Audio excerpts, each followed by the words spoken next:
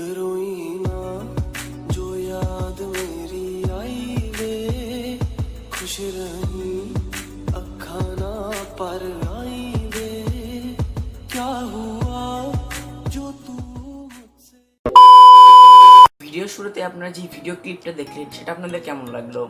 I hope আপনাদের ভালো লেগেছে। আচ্ছা, ভেবে দেখুন, এটা যদি আপনারা আপনাদের ফেসবুকে ভিডিও হিসেবে আপলোড দেন অথবা ইউটিউবে আপলোড দিলেন, সব থেকে স্পেশালি আপনারা যদি ফেসবুকে ডেতে বা টাইম লাইনে বা বলা যায় স্টোরি লাইনে যদি দেন তাহলে কেমন হয়? ব্যাপারটা কিন্তু জোস হবে।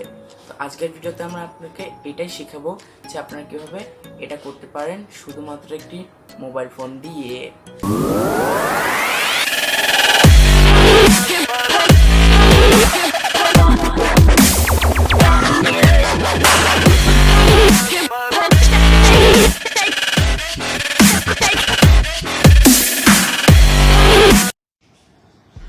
ওকে, তো এই কাজটি করার জন্য আমাদেরকে কাইনমাস্টার অ্যাপ্লিকেশনটির প্রয়োজন হবে।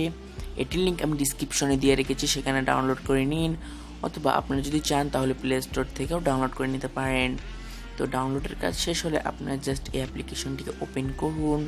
ওপেন করার পর আপনাদের সামনে জাস্ট এই ধরনের একটি ইন্টারফেস আসবে। তারপরে জাস্ট আপনারা এখানে প্লাস আইকনে ক্লিক করুন এবং 1x1 যে ফ্রেমটি আছে সেটিকে সিলেক্ট করুন। এবার আপনারা জাস্ট ব্যাকগ্রাউন্ড অপশনে চলে যান অ্যান্ড এখান থেকে হোয়াইট ব্যাকগ্রাউন্ডটি সিলেক্ট করে ফেলুন এবং এটিকে টিক চিহ্ন করে অপশনটিকে ক্লিক করে এটিকে বড় করে দিন লাইক 15 সেকেন্ডের মতো। এইবার জাস্ট আপনারা লেয়ারে চলে যান, মিডিয়াতে চলে যান, এখান থেকে আপনারা একটি ছবি সিলেক্ট করে নিন এবং এটির টাইম লাইনকে একটু বড় করে দিন লাইক 15 সেকেন্ড ওটার উপরের বোর্ডটার সহ। এবার এটিকে জাস্ট একটু বড় করে দিন, এটা অ্যাকচুয়াল রাখবেন না, এটিকে একটু বেশি বড় করে দিবেন, অর্থাৎ বেশি জুম করে রাখবেন। তারপরে জাস্ট আপনারা এটির উপর ক্লিক করুন এবং এটির উপর ক্লিক করার পর আপনারা জাস্ট এখানে একটি কিফ্রেম নামক অপশন পাবেন, সেটির উপর ক্লিক করুন। এবার আপনারা জাস্ট এই 3 সেকেন্ড মতো সোয়াইপ করুন এবং এই ফটোটিকে ধরে লাইক 3 সেকেন্ড এই ফটোটিকে ধরে একটু নড়িয়ে দিন বা এক্সাইট করে দিন। ঠিক এইভাবে আপনারা পরপর 3 সেকেন্ড পর এটিকে একটু নড়িয়ে দিন, জাস্ট এইরকম।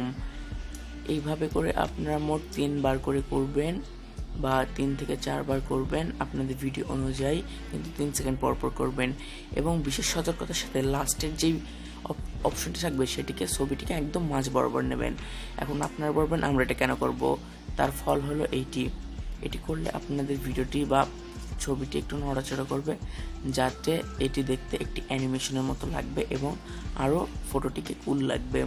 এবার জাস্ট আপনার লেয়ার থেকে মিডিয়া থেকে একটি ডাস্ট সিলেক্ট করে নেবেন, একটি ডাস্ট ওভারলে। এটির লিঙ্ক আমি ডিসক্রিপশনে দিয়ে রেখেছি, আপনারা চাইলে সেখান থেকে ডাউনলোড করে নিতে পারেন, অথবা আপনারা যদি ইউটিউবের বিভিন্ন থার্ড পার্টি ওয়েবসাইট সহ বিভিন্ন জায়গায় সার্চ করেন সেখানেও পেয়ে যাবেন, কিন্তু আপনারা যদি চান ডিসক্রিপশনের লিঙ্ক থেকে ডাউনলোড করে নিতে পারবেন। এখান থেকে জাস্ট আপনার ব্লেন্ডিং অপশনে গিয়ে জাস্ট স্ক্রিন করে নিন অ্যান্ড বুম, এটা হয়ে গিয়েছে।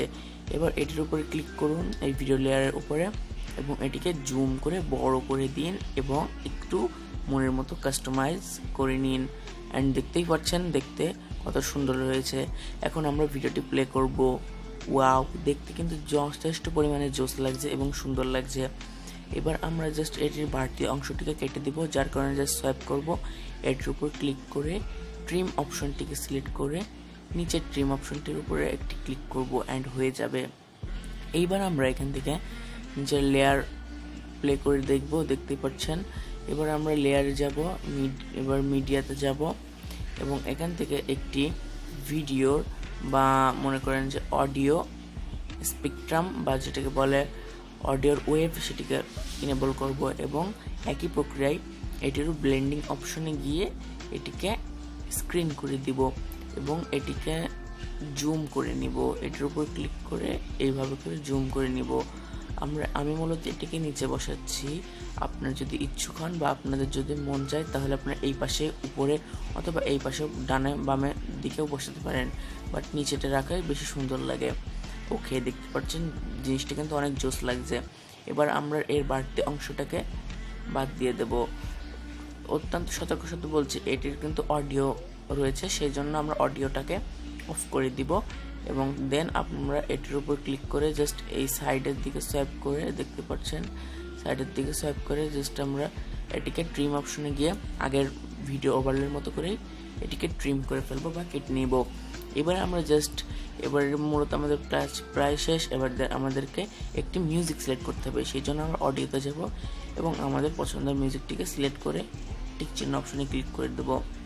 অ্যান্ড দেখতেই পাচ্ছেন দেখতে কতটা সুন্দর লাগছে। এইবার আপনারা জাস্ট এখান থেকে এটিকে বাড়তি অংশটাকে কাট করে দিন, ঠিক এইভাবে। আপনারা এবারটি কাট শেষ হয়ে গেলে জাস্ট আপনারা দেখতে পাচ্ছেন আমাদের ভিডিওটা মূলত রেডি হয়ে গেছে। এবারটি পালা এক্সপোর্ট করার। ও ভালো কথা, এখান থেকে আপনারা যদি চান এটিকে আরও স্মুথ করতে পারেন, ঠিক এইভাবে আপনারা জাস্ট এই কি ফ্রেমের মাধ্যমে এটিকে স্মুথ করে নিতে পারেন। এবার আপনাদের পালা হলো এটিকে প্রডিউস করা বা এক্সপোর্ট করা।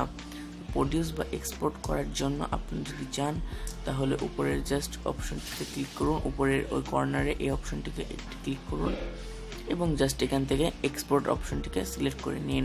রেজুলেশন এবং ফ্রেম রেট আপনারা আপনার পছন্দের মতো সিলেক্ট করে করতে পারেন। তো আপনারা যদি এইটিকে সম্পূর্ণ সঠিকভাবে করতে পারেন, ভিডিওটি দেখে যদি আপনারা এ টু জেড সঠিকভাবে করতে পারেন, তাহলে আপনাদের ভিডিওটি লাগবে ঠিক দেখতে এই রকম। जो याद मेरी आई वे खुश रही अखा ना पर आई वे क्या हुआ जो तू। আই হোপ আপনাদের ভিডিওটি ভালো লেগেছে। ভিডিওটি ভালো লাগলে ভিডিওকে দিন লাইক, আমাকে দিন কমেন্ট, এন্ড চ্যানেলকে দিন সাবস্ক্রাইব।